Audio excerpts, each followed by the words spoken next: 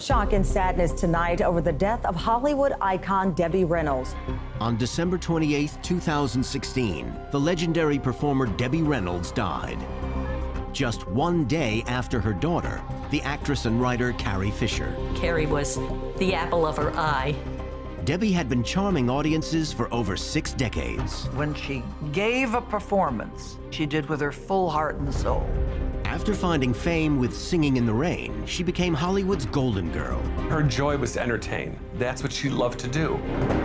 But her personal life was plagued with difficulties. To have your dear friend, Elizabeth Taylor, take your husband, wow, that had to be tough. I just seem to have very poor taste in men. Then, after decades of worry about her daughter's mental illness, of course, when you're her mother, it's a heartbreak, and it's constant worry. her worst nightmare came true. Actress and writer Carrie Fisher has died at age 60. If anyone ever died of a broken heart, believe me, it was Debbie, because she adored her daughter. When Debbie Reynolds died just a day after her daughter Carrie, there was much speculation that she died of a broken heart. Her official cause of death was a stroke, which isn't uncommon for a woman of 84. But did the shock of her daughter's death play a part? Or was Debbie's death so soon after Carrie's simply a tragic coincidence?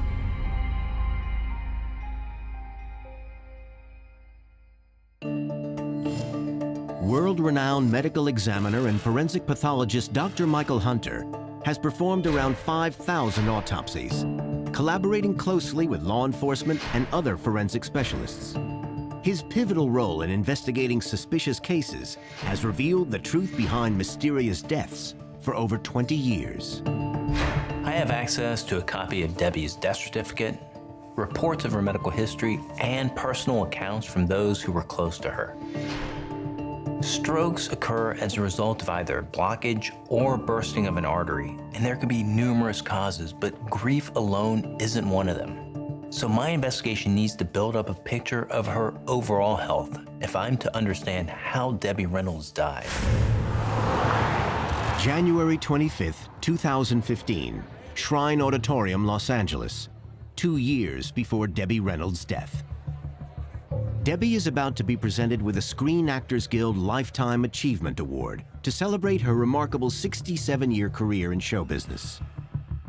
She's 82 years old, and it's only 2 months since she retired from performing. It was very difficult for Debbie the day that she got the SAG Award because she was very, very sick. She was throwing up right until she got out of the house.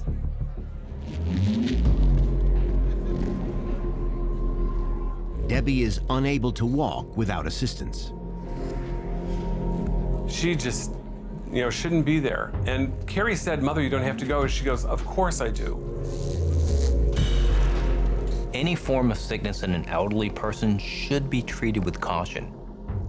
Stomach pain and vomiting can be caused by many things, including having a stroke. Stroke symptoms vary depending on which part of the brain is affected, and they have no fixed time frame. Some can last just minutes, while others can linger for hours or days. The award is presented by Debbie's daughter, Carrie Fisher. She had her gold beaded gown on and got her hair all together, and she went on stage and she was great.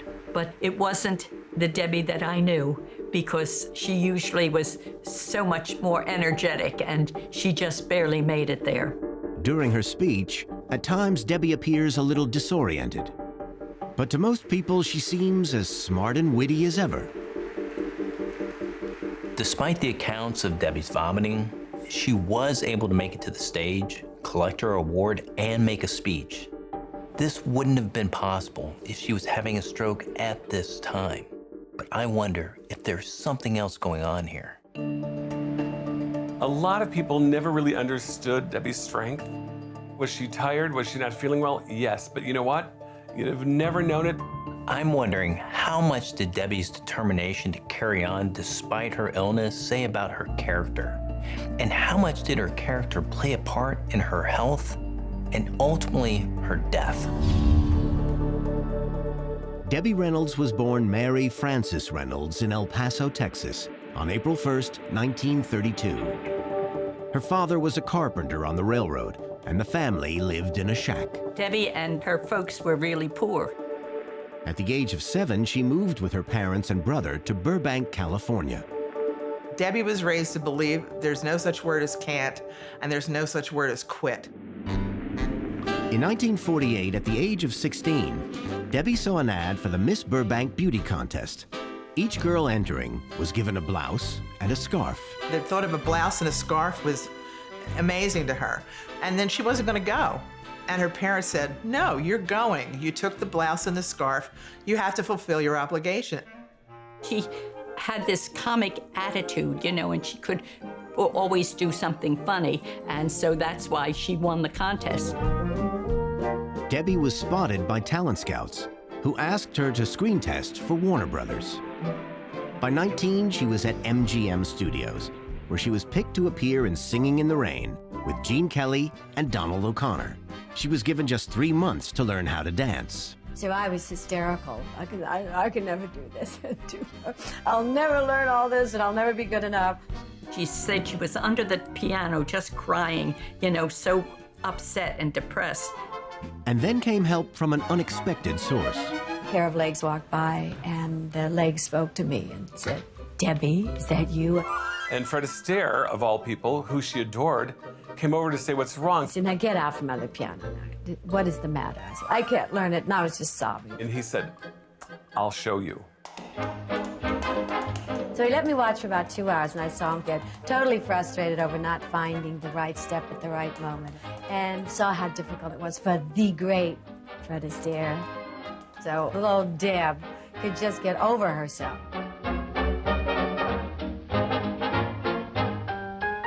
Singing in the Rain made Debbie a world-famous movie star. Over the next 6 decades, she starred in over 40 movies, including How the West Was Won, The Unsinkable Molly Brown, and Tammy. Debbie also toured extensively and performed in Vegas and found a new generation of fans with TV appearances, such as Grace's mom in Will and Grace. I can see from reports that Debbie was still performing up to 2 years before she died, and that she was known for looking after her appearance. Could her need to look good have in fact played a part in her death? Debbie was never shy about, having things done. So she would say she was going for a little refreshing. And she would come back and she would look a little bit younger. And I'm particularly interested in accounts that Debbie had liposuction. She was always trying to diet.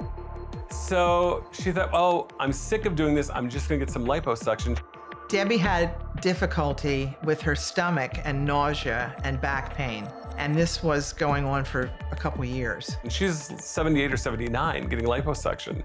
So it was after that the stomach issue kept going, and they just all assumed that it was part of that. Liposuction is the surgical removal of what is known as subcutaneous fat, the fat that sits just under the skin surface. There is some inevitable pain after any surgery, and the process can be invasive. Organs and intestinal damage, although rare, can occur. So I can understand why her friends thought this may be the cause of her abdominal pain and vomiting. January 25th, 2015, Coldwater Canyon, Los Angeles, 2 years before her death. After collecting her Screen Actors Guild Award, Debbie goes straight home. She didn't want to stay for the rest of the show or the party afterwards. It was just too much for her. Debbie is tired, nauseous, and has pain in her back and abdomen. She retires to bed early, leaving her friends and family to continue celebrating. She never really got out of bed after that. The evidence suggests that Debbie had a long history of chronic pain. I don't know when she last had liposuction, but if there had been any organ damage, this would have inevitably progressed and other symptoms would have manifested. So I'm discounting organ damage as a result of liposuction as a cause of her pain and nausea. However, long-term liposuction causes an increase in visceral fat, which sits around the organs and increases the risk of a number of diseases, including stroke. So I am unable to rule out liposuction as a possible contributing factor in the stroke that led to her death. But Dr. Hunter has discovered evidence from Debbie's past that could not only explain why she lived so long, but also provide clues as to the reasons for her sudden death. The official cause of Debbie's death was said to be a stroke. I am building up a picture of her health to see if there's a link between her death and that of her daughter. So far, I've discovered that 2 years before her death, Debbie was suffering with back and stomach pain. One possible reason for these symptoms, which can also lead to a stroke, is stress. And I can see that this is something that played a significant part in her life. In 1955, Debbie married one of the biggest singers of the decade, Eddie Fisher. They were the most prominent young people in America. Wherever they went, they were photographed, like you see with Meghan and Prince Harry now.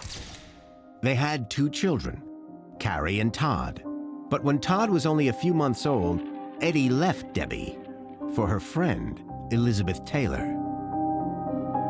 To have your dear friend take your husband when there she is with 2 babies, wow, that had to be tough. And it took her a while to really get over that. But she had 2 kids. She had to work. In 1960, Debbie married shoe mogul and wealthy businessman Harry Carl. She thought he would be a good father to her children. The celebrity in his own right, Harry Carl. And look who's with him, Carrie and Todd. Harry was a very nice man. And so she lived like a queen for quite a few years. But he had a gambling problem. And he gambled his money away and her money away. She lost everything. She didn't want to declare bankruptcy then, but she paid off all the bills that Harry Carl had run up. It just knocked me out for about 12 years. I had to pay back millions.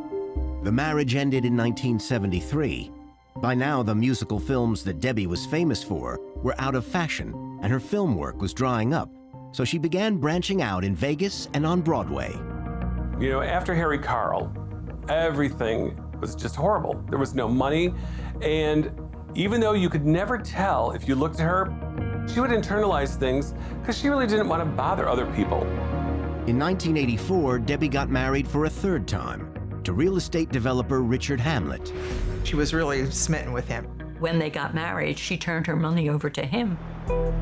Debbie opened a hotel in Vegas in 1993, but her marriage to Richard Hamlet ended shortly afterwards when she discovered her finances were in tatters. This time, she was forced to declare bankruptcy. He did a lot of damage to Debbie and her life. He was involved with her hotel in Las Vegas, and she lost everything there. Stress causes the release of the hormones adrenaline and cortisol. They create extra energy, increasing the heartbeat and sending blood to the muscles and organs. In small amounts and for short periods of time, adrenaline and cortisol are useful for helping the body deal with stress. Once the stressful situation is passed, the body goes back to normal. But intermittent episodes of high stress can cause multiple health problems. Most significantly in Debbie's case, stress hormones cause the blood vessels to constrict and divert more oxygen to the muscles. This causes the heart to pump faster, which causes blood pressure to rise. And high blood pressure or hypertension is one of the leading causes of stroke. I can see that Debbie did have high blood pressure. Debbie's high blood pressure was very common knowledge to the people that knew her. The episodes of stress Debbie experienced as a result of her marital and financial problems may well have contributed to raising her blood pressure. But I can see there was something else in Debbie's life that caused her stress and anxiety on a long-term basis. Since her teens, Debbie's daughter Carrie had battled bipolar disorder and drug addiction. Debbie loved being a mother, and she was so devoted to both of her children, but she was really always worried about Carrie. Debbie shared a lot of moments with me where she was very, very anxious. That seemed to be a constant condition that she was in because of Carrie. For over 4 decades, Carrie's illness impacted and disrupted her and her family's lives. Having a child with an illness, whether it's physical or mental, is profoundly difficult. With conditions like bipolar disorder, they're very unpredictable. And of course, when you're her mother, it's a heartbreak and it's constant worry. So Debbie is living with this sort of anvil over her head that could fall at any moment. And even though there were times when Carrie was just fine and did everything well, she would always ask, did Carrie call? Is she okay? We know that psychologically speaking, dealing with uncertainty is often much harder than dealing even with loss. One of the reasons stress and anxiety can increase the risk of stroke is an increased activity in the amygdala, the area of the brain that processes emotions. It is said to occur as a result of the amygdala signaling to the bone marrow to produce extra white blood cells. This in turn causes the arteries to become inflamed, which is a risk factor for strokes. Since stress and anxiety are known triggers for a stroke, I can't rule them out as playing a part in Debbie's death. But stress levels can be reduced, and I want to know if Debbie took any steps to combat this. She just distracted herself with killer work. She worked constantly. She would always say, I went through 3 sets of luggage. You can imagine what happened to my body. She worked hard because she felt that this was what she had to do in order to remain Debbie Reynolds. But also, it would have allowed her maybe some respite from the things that really worried her in her life. I can see that Debbie threw herself into work and kept up the momentum into her 80s. I can't dispute the benefits of doing something she not only enjoyed, but that kept her active and engaged. However, I can see evidence that it also impacted her health. In 1983, at the age of 51, during a performance of the Broadway play Woman of the Year, Debbie became disoriented and unable to speak. In the middle of the show, she couldn't remember her lines. And she just made no sense at all. Nobody knew what she was saying. And in 1994, in her early 60s, as her marriage to Richard Hamlet was ending and her hotel business failing, it happened again. At first glance, Debbie's inability to speak and her disorientation looked like symptoms of a stroke, but her doctors identified it as transient global amnesia. This is a sudden, temporary episode of memory loss that cannot be attributed or linked to high blood pressure and more common neurologic conditions such as epilepsy or stroke. In Debbie's case, overworking or emotional distress was the most likely trigger for these unsettling episodes. And these weren't the only consequences. In 1995, while performing her one-woman show, Debbie experienced severe pain in her stomach. Her doctor told her she had burned a hole through the lining. This sounds like a peptic ulcer or gastritis. It's quite common and could have been caused if Debbie's immune system was weakened as a result of the stress she was under. What concerns me most about it was Debbie's response. Debbie was unable to eat solid food for 3 weeks and was fed via intravenous drip. Yet still, she continued working, rehearsing lines for her upcoming film Mother from her bed. I think part of what happens when you've been through so much is you kind of overestimate your ability to cope anyway, or your body's ability to cope. This habit of constantly working was evident throughout her life, even in her so-called downtime. She would spend a week on stage and then 2 weeks in bed. She would have her office set up in her bedroom, and she would be surrounded by notebooks and pages and phones. It was like IBM Central in the middle of this crazy life of hers. The boom or bust nature of this hard work and so-called rest phase may have prevented Debbie's body recovering from episodes of stress, particularly as working in bed is still working. Keeping going whatever the circumstances was one of Debbie's defining characteristics. Though it served her well in many ways, I can't deny the detrimental ways it impacted on her health. On December 28, 2016, the world was shocked when Hollywood icon Debbie Reynolds died of a stroke only one day after the death of her daughter, Carrie Fisher. Now, world-renowned medical examiner Dr. Michael Hunter is investigating the case. Debbie Reynolds' death came only one day after Carrie's, and after decades of worrying about her daughter's mental health and drug abuse. So far, I've discovered that Debbie had high blood pressure or hypertension, and I can see evidence of an unhealthy habit that contributes to a number of medical conditions, including high blood pressure, that are risk factors for stroke, and that's alcohol. She just loved her wine, you know. Yes, Debbie did love her wine.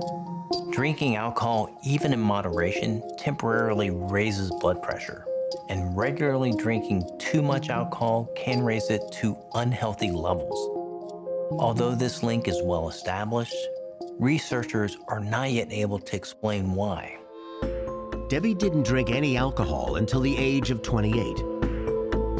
But in later life, she had a reputation as a heavy drinker, following the 1991 movie Postcards from the Edge. Written by Carrie Fisher, it tells the story of a drug-addicted young actress living in the shadow of her famous alcoholic mother. It was said to be based on her relationship with Debbie. It painted a picture that everybody thought was the truth about the drinking habits that Debbie Reynolds had. Debbie occasionally drank heavily. There were times in her life when Debbie was drinking when she was really in a lot of difficulty. Mostly, she was a social drinker. I've never seen her falling down drunk. I've never seen her make an ass out of herself. And there are accounts that when she died, Debbie had not been drinking for some time. She didn't drink the last year and a half of her life at all. Debbie's drinking habits over the years may have contributed to raising her blood pressure. However, the effects wouldn't have been permanent. So if she was not drinking at all for the last 18 months of her life, I can rule alcohol out as a contributing factor in her death. 1 a.m., August 14th, 2015, Las Vegas, 16 months before her death. While Debbie is visiting her son Todd, she has a fall, which leaves her in great pain. Mom, you okay? Hey, what's happening? Mom. At the hospital, an MRI scan shows that not only has she cracked a rib, but also reveals the cause of her long-term pain, a large cyst on her spine. She always had back pain from the time we were in our 20s. So I guess maybe it was there for many years or growing, and no one knew about it. A spinal cyst is a fluid-filled sac that develops along the spine, and it's usually the result of degeneration of a facet joint of the vertebra. There are accounts that Debbie's cyst was so large it was pressing on the nerves linked to her stomach, causing her nausea and vomiting. With rest, cysts can heal on their own, but it's likely that Debbie's heavy workload over the years prevented that from happening. Debbie's doctor suggests the cyst can be removed by surgery. Any surgery has risks involved, but Debbie was 82 and had high blood pressure. Age is a risk factor for surgery because of the likelihood of underlying health issues. I can see that Debbie's hypertension was being controlled by medication, but receiving anesthesia and having surgery may cause blood pressure to rise, both during and after the procedure. While her doctors would be vigilant to this, it increases the risk of what is known as a perioperative stroke. But the pain in Debbie's back is so severe that despite the risk, she agrees to go ahead. September 2015, Las Vegas, 16 months before her death. It's 3 weeks since Debbie's spinal surgery. The cyst was removed successfully, but there's bad news. Debbie has had a major stroke.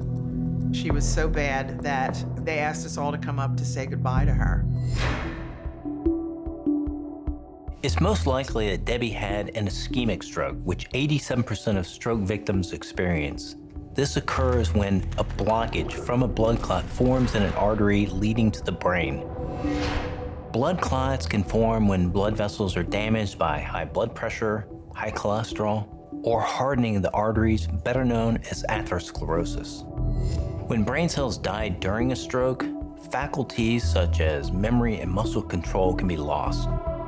She had a problem with remembering things, and she was not quite herself all the time. 1 in 4 people who recover from a stroke will have another within their lifetime, and a significant number of these will occur within the first 5 years. November 2015, Coldwater Canyon, Los Angeles. 13 months before she dies. Debbie returns home, but she's very frail. She had nurses with her around the clock for the rest of her life. She was never herself again after the back surgery and the stroke. Debbie's stroke in 2015 was life-changing, but I can see that she'd been given a warning sign of the risk 3 years earlier. In September 2012, Debbie became incoherent one day while talking to her assistant, Donald Light. She was like talking sort of gibberish, and they had to take her to the hospital, and it was like a mini stroke. Mini strokes are also known as transient ischemic attacks, or TIAs. They occur when there is a temporary loss of blood flow to the brain, most commonly caused when a blood clot gets lodged in an artery. Symptoms of TIA are similar to those of stroke, but they don't last as long and they don't generally cause permanent damage to the brain. However, they are a warning sign that a stroke may occur in the future. There's something else in Debbie's past lifestyle that may have increased her risk of high blood pressure and stroke: her sleeping patterns. Debbie's sleep patterns were crazy. Debbie toured her shows and performed in nightclubs for 5 decades. When she worked in nightclubs, she had to get up at 2 in the afternoon and work until 3 in the morning. Once you do a show, you can't go to sleep right away. You have to be up. She was famous for staying up, schmoozing with her companies until 6 in the morning, and then she'd go to bed. So her internal clock couldn't have been right most of the time. Debbie's late-night routine and lifestyle is akin to night shift work and would have wreaked havoc on her circadian rhythm. The circadian rhythm is the body's internal body clock that tells us when to wake, eat, and sleep, and controls important functions such as the rise and fall of blood pressure. Naturally lower at night, during sleep, it starts to rise a few hours before waking. Night shift work places people at higher risk of developing an abnormal blood pressure pattern, and this in turn can lead to poorly controlled high blood pressure and increased stroke risk. Debbie had this nocturnal lifestyle for decades and was working well into her old age. So although it obviously suited her, I can't discount the possible link to her history of strokes. December 2016, Coldwater Canyon, Los Angeles, less than 1 month before her death. Since her stroke last year, Debbie has become more reclusive, but she still sees some of her friends. The last time I saw Debbie was a Wednesday afternoon before Christmas of that year. And I stopped into her house, and she was having a really good afternoon. And that was the first time I had seen her actually be like herself in a month. Debbie is looking forward to Christmas. Her daughter Carrie is coming home from London, where she's been working. Debbie was so happy that Carrie was coming home for the holidays, that whatever her fears for her daughter were, and the anxiety that she lived with had to be somewhat quelled in that she's coming home, we're going to be together for Christmas. But in less than a month, Debbie and her daughter Carrie would both be dead.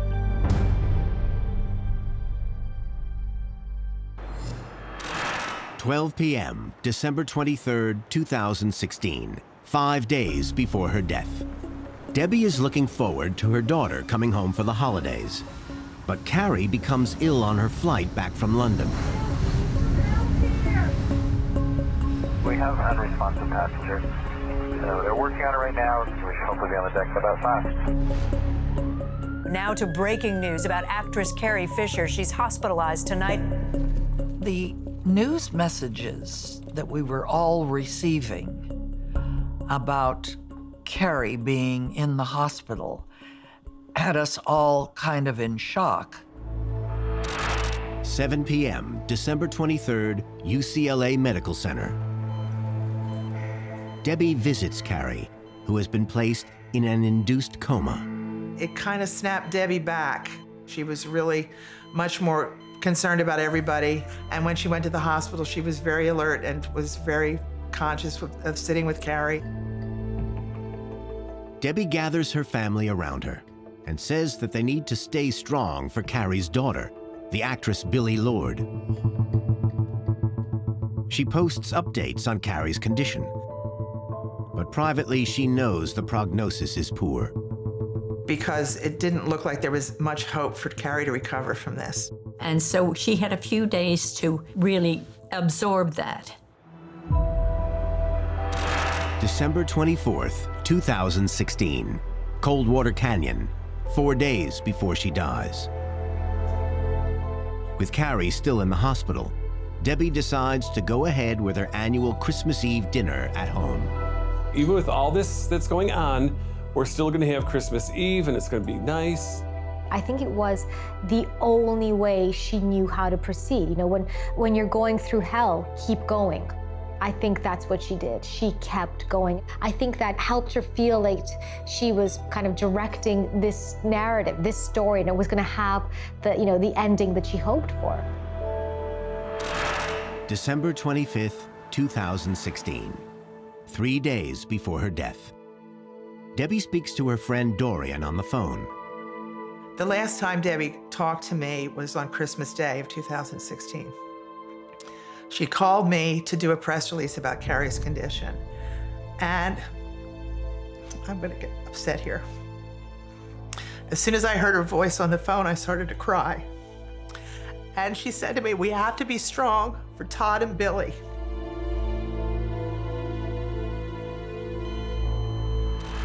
December 27th, 2016, 1 day before Debbie's death. Her daughter Carrie dies. I didn't know how Debbie would cope with that loss, and so I just ran right over to her house.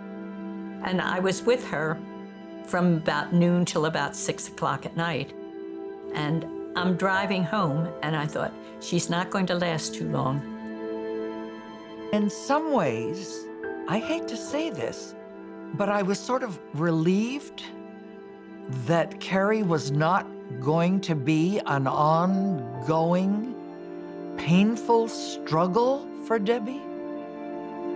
That sounds cruel, and yet you're not wondering day by day about usage of drugs. Is she on her medications, etc.? So I know Debbie will forgive me for thinking that. 11 a.m., December 28th, Coldwater Canyon. Debbie wakes and she and Todd talk for a while. Debbie tells Todd she really wants to be with Carrie. Shortly afterwards, she closes her eyes and appears to sleep.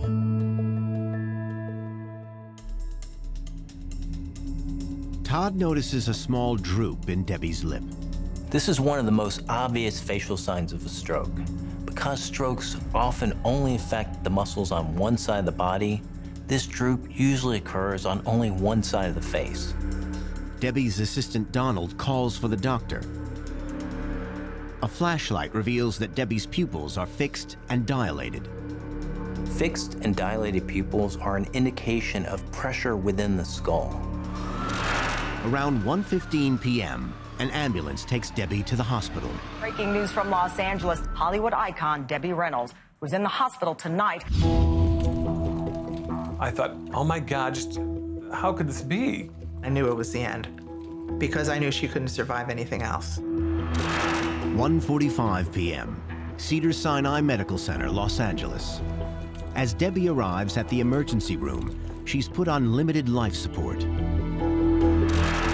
3:30 p.m., an MRI scan confirms she's had a massive hemorrhage at the base of her brain. Her family is told that she cannot survive this. 5:39 p.m. Surrounded by family and friends, Debbie Reynolds dies. She looked wonderful. She just looked wonderful. And then all of a sudden, the color went out of her, and she was gone. She looked stunning. She looked so at peace. And if people believe in the hereafter, then you have to know that she was with Carrie and was happy. And that's exactly how she looked. When Debbie died, I was a little stunned that it was so soon. But what a dramatic finale. My God, you couldn't ask for anything more beautiful. Debbie's son, Todd, said he believed his mother had willed herself to death. And the media speculated that Debbie died of a broken heart. Having looked at all the details of this case, I now believe I can solve the mystery of why Debbie Reynolds died.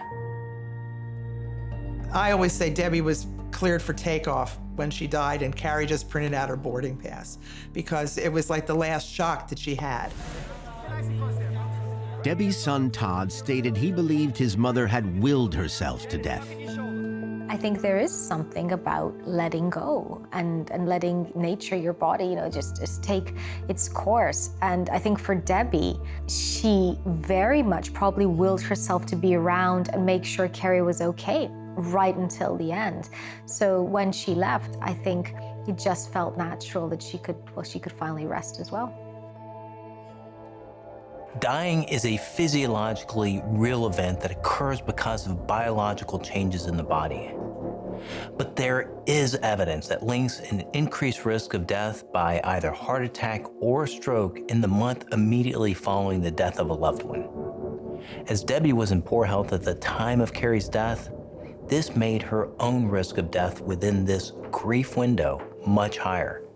But looking through the accounts of Debbie's friends, there is one final clue that caught my eye.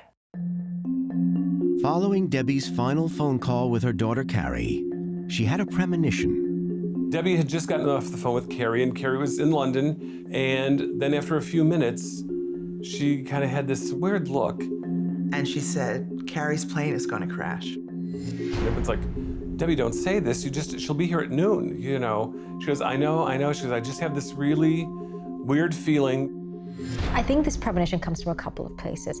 She'd had years of worrying about her daughter, which meant that she was able to pick up on the subtleties and nuances in her voice, in the way that she was interacting with her, which would have raised her anxiety. Debbie's death certificate states she died of an intracerebral hemorrhage, a type of stroke with hypertension or high blood pressure cited as an underlying cause. So this is what I think happened. After Debbie's phone call with Carrie 5 days before her own death, Debbie's blood pressure started to rise, as it's likely to have done many times before over the years when something about Carrie caused her concern. Carrie's final illness and subsequent death meant that Debbie's blood pressure remained high in her final days. Many times she had very, very high blood pressure toward the end, where they couldn't even get it down. It appears that in addition to high blood pressure, Debbie was also taking blood thinners. Now, blood thinners are often prescribed after ischemic stroke, like the one Debbie had in 2015. They reduce the risk of further similar strokes by helping prevent blood clots forming in the first place. But unfortunately, they can increase the risk of bleeding in the brain or an intracerebral hemorrhage. Debbie's family were told that she had a massive bleed at the base of her brain. This would have occurred after one of the blood vessels in her brain ruptured suddenly. Blood-thinning medication stopped the blood from clotting, allowing blood to pour into the brain. This caused immediate damage to the brain, resulting in its swelling. The pooled blood would have formed a mass or hematoma, and together, these would have increased pressure on Debbie's brain tissue, reducing blood flow and in turn, killing brain cells. Once the brain stops working, other organs can only survive for a short time before they completely shut down and death occurs. High blood pressure is one of the major risk factors for this kind of brain bleed. Over time, it weakens blood vessels, which leaves them vulnerable to bursting, especially when put under additional strain. But the wear and tear of a long life is another factor in weakening blood vessels. Debbie Reynolds was a brilliant and brave woman. Her strength of character saw her overcome many personal and physical adversities, but over the years, the impact of her failed marriages and financial difficulties took their toll on her body. Debbie's health had been in decline for some time. Her history of strokes, high blood pressure, blood-thinning medication, and age meant that she could well have died at any time. But it is impossible to overlook the impact that the tragedy of her daughter's death would have had on raising her blood pressure to dangerously high levels. And it appears in the end that it was the devastating loss of her daughter, Carrie, that was more than she and her body could bear. If Debbie didn't have all her health problems and Carrie hadn't died like she did, because you never think you're going to outlive your children, she could have lived to be 100. Debbie was the most genuine person and the sweetest and the most honest that you could find. I mean, she was really adorable and a lot of fun. Debbie always looked at the bright side of things because she said, what else are you going to do? Sit home and cry? When Debbie was on stage and performing, you wouldn't know anything ever affected her other than high energy and love of her audience. That's what she infected the world with, love and laughter.